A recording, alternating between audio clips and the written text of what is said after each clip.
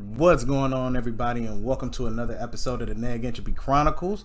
Now remember, before we get started, to like, share, comment, and subscribe, and click that notification bell to be alerted anytime I drop a new video. So we're gonna actually talk about something different here. I saw it on a Facebook post, so I was like, man, should I talk about it? I had a reaction video set up, but I'm like, nope, something that needs to be addressed, because there's things that happen between people who co-parent. And I'm gonna just go ahead and pull up the post. You know, let's not waste more time. Let's just go ahead and get into it. All right. So disregard Floyd Mayweather and his son. This has nothing to do with them. Somebody just decided to use the picture because based on the comments, you can guarantee that this ain't got nothing to do with him. But it says, my ex-husband called me fussing at me. He recently bought our son a brand new Benz for his birthday and as a graduation present. My current husband had to go to work, so I told him to take my son's car because I had a couple of things to take care of and needed the Altima today. He ended up dropping my son off at practice and told him to call me when he was done with practice so I can go pick him up. I overslept and missed my son's call to come and pick him up. My son called his dad, but his dad was out of town, so he ended up taking the city bus. This man called me fussing, saying I bought the car for my son, not some grown man. I didn't like my son taking the bus. This is why I got him a car and paying the insurance and the car payments. I hung up on him. What? Am I wrong for letting my current husband use my son's car? Now, I'm gonna keep it all the way real.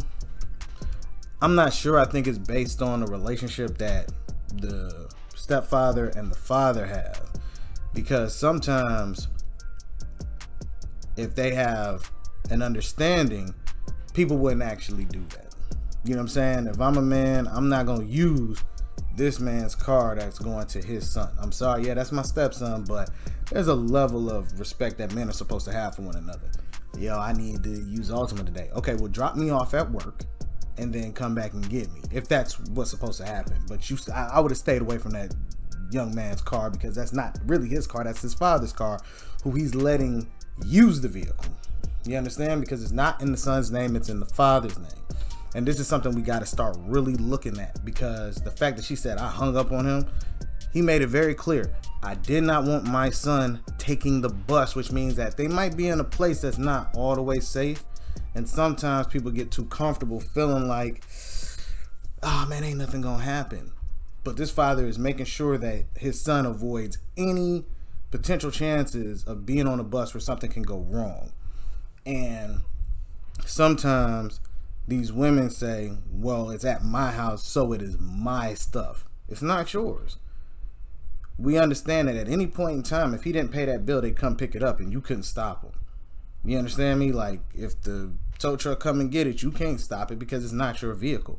You can't make the payments, or you're not making the payments. If you really wanted to do that, you could have been like, nah, appreciate it, I'll take over the payments since it's going to be over here, you know what I'm saying, so on and so forth. But you didn't do that, did you? Based on what the statements that are being made. But really, I think there should have been a level of respect where everybody should just backed off.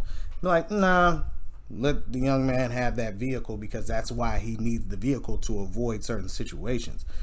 People oversleep, it happens, it's life, probably overworked, probably tired, whatever. But there were things put in place logically to avoid a scenario like this, which was he was going to have the vehicle.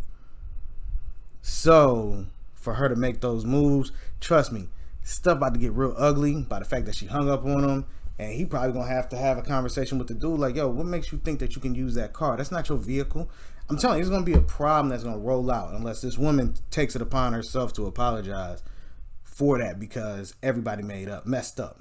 You know what I mean? Period. Both of the adults messed up, whatever. Not the father, because he set things in place and probably made it clear from jump that, yo, this is his car and this is the reason why I got it from him. Because I guarantee the mother would have asked, man, why are you buying him a car like this, and so on and so forth. And he probably explained it out logically.